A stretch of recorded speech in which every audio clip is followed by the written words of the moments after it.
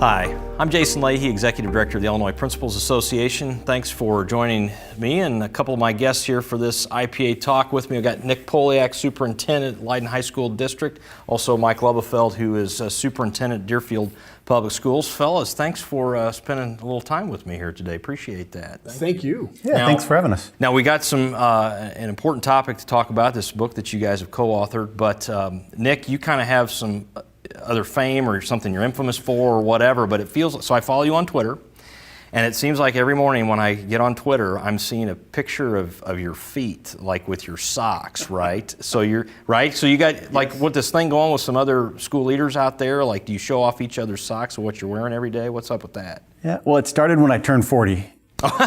Really? My wife and my children bought me 40 pairs of socks for my 40th birthday. Really? So they all different kinds of socks then? They just had fun with these socks? Every pair is fun and different. Okay. And so I decided I'm too old to wear boring socks anymore. Nice. So what all the kinds of different socks are they then?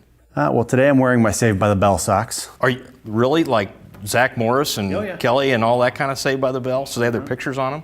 No, it's the screen from the beginning. So can we get a picture of these socks right here? Okay, so can we get a picture? Nice, excellent. So I just, knowing that you were coming in, I had a pair of socks that have, I don't know if you can get these or not, Scott, that also have like airplanes or helicopters or something on them. So I just wanted you to know I was thinking about you. And well, if you look at Twitter in the morning and look for hashtag sock game, is that what it is? There are superintendents across the country competing every day for who has the best socks. So what's the best pair that you've seen?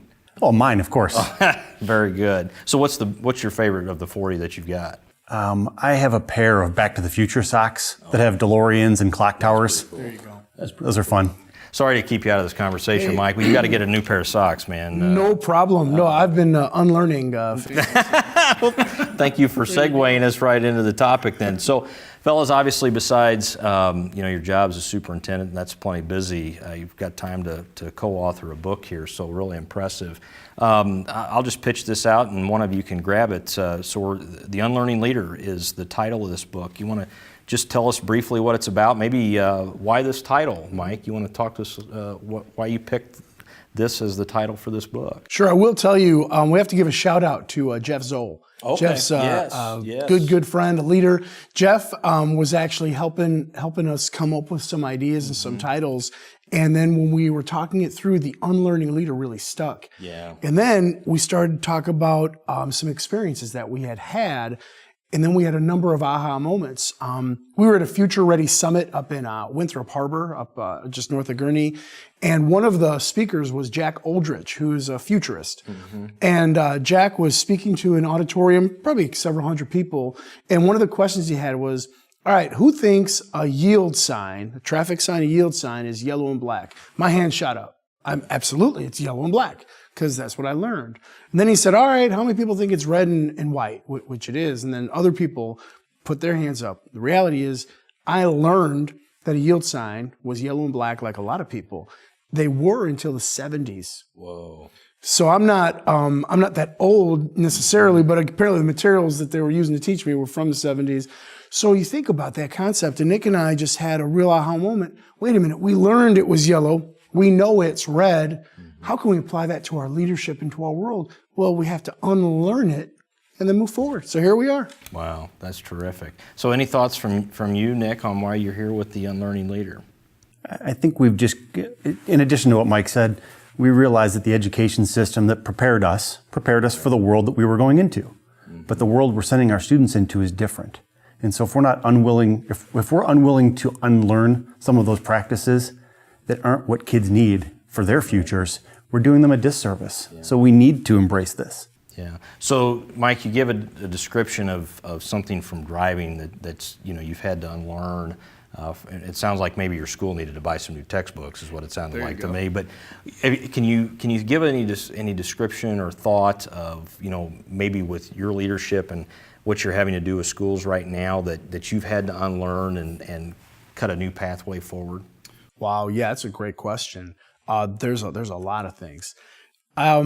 I probably unlearn every day because I'm still learning all the time.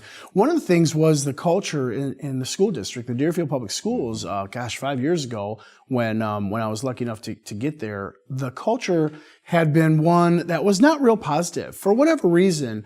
And the first thing that we all decided we needed to do was to establish a new culture. And part of that meant unlearning stuff that may have happened, could have been 20 years ago, that people were still holding on to, and open themselves up and open all of ourselves up to reestablishing a reality.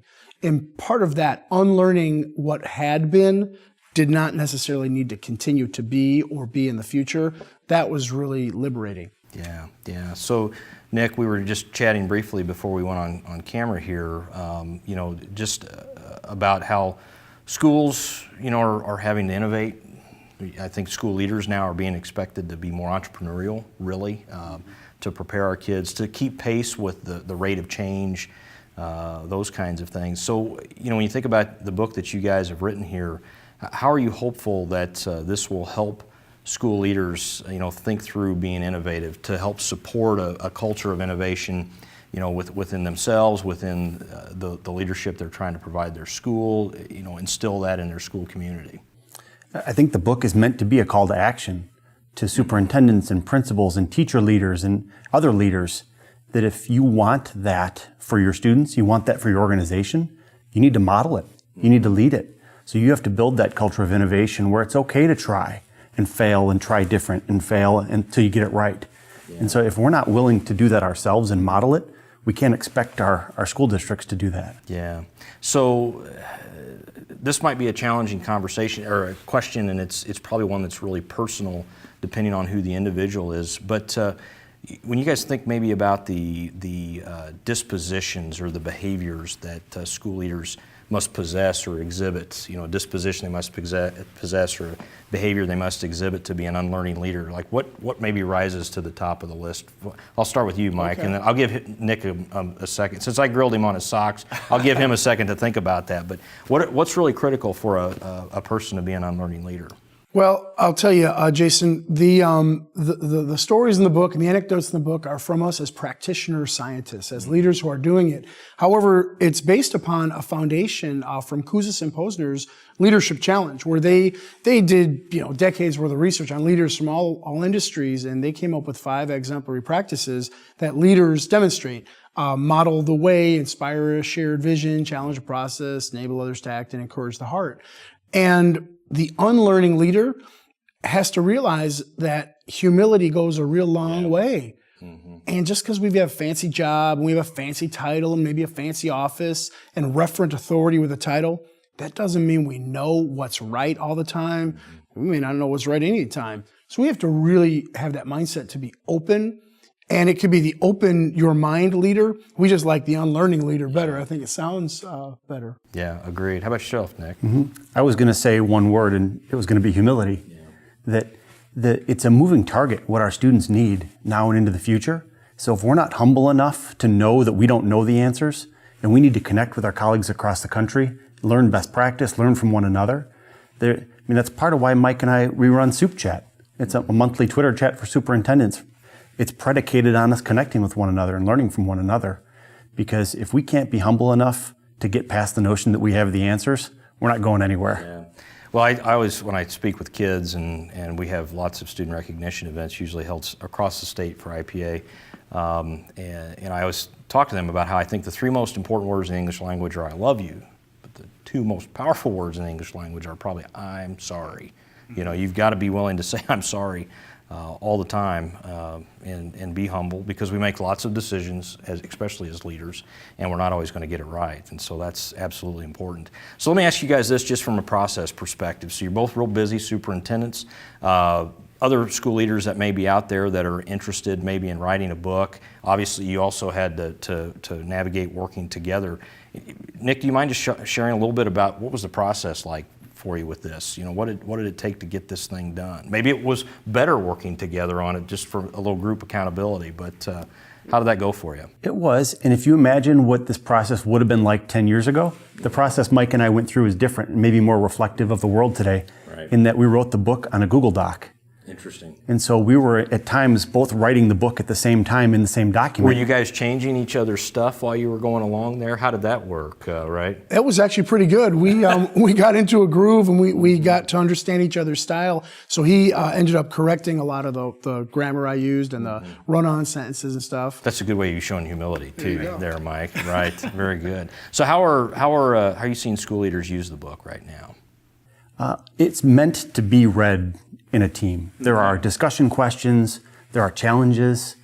We try to get people connected to one another through the questions and through the content, but then also we challenge them to go out and join Twitter chats and connect with larger groups as well. Excellent, very good. So before we wrap up here, I always think it's we've got school leaders here. Just giving each of you a quick opportunity to give a shout out or talk a little bit about your school districts and maybe some of the good things you got going on. So Mike, you want to start first? All right, well, I'll tell you, in the Deerfield Public Schools in District 109, we are so fortunate to have a school board that is visionary and supportive of the leadership. We've got some of the bravest teachers because they're brave and courageous to try some new things and take some risks. We've got probably the best principals in the state of Illinois. Sorry, Nick, yours are really good. And I just think it's a collection of people, Jason. We've got people who are focused on our motto of engage, inspire, and empower, and we try and do it each and every day for all of us. That's awesome. I thought you were going to say they were brave because they're working with you every day there like that, but no, that's terrific. Nick, how about yourself? One of the hallmarks, I think, of a great school district is continuity. What I love about Leiden is I'm the 5th superintendent since 1950. Whoa.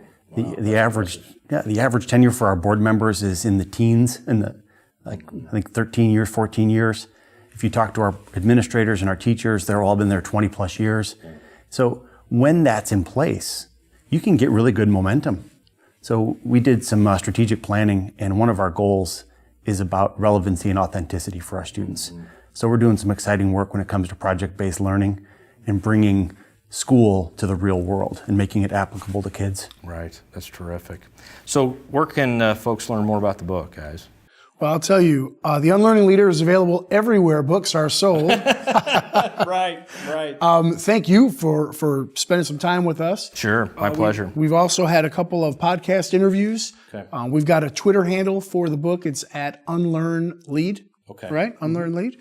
And we tweet about it from time to time. as well. I know that you do. Now, you each have your own Twitter handles as well. So, Nick, would you mind sharing yours? Sure. I'm just at N. Poliak, first initial, last name. Excellent. And people can see you in your socks there, too, which is terrific. And then, Mike, how about yourself? At Mike Lubelfeld. First name, last name. Okay, wonderful. Well, fellas, thanks for spending a little bit of time with me. Congratulations on the book. Looking forward to getting a little deeper in it and seeing how I can become a better unlearning leader as well. So, and also want to let folks know that we'll make sure to have the links to the book and to the Twitter feeds and such for these guys in the description of the video here on YouTube. Again, my name is Jason Leahy, Executive Director of the Illinois Principals Association. Pleasure to have with me Mike Lebefeld from Deerfield Public Schools, as well as Nick Poliak, the Leiden High School District. Anytime IPA can do anything for you, be sure to check us out on the web at www.ilprincipals.org or give us a call. Take care.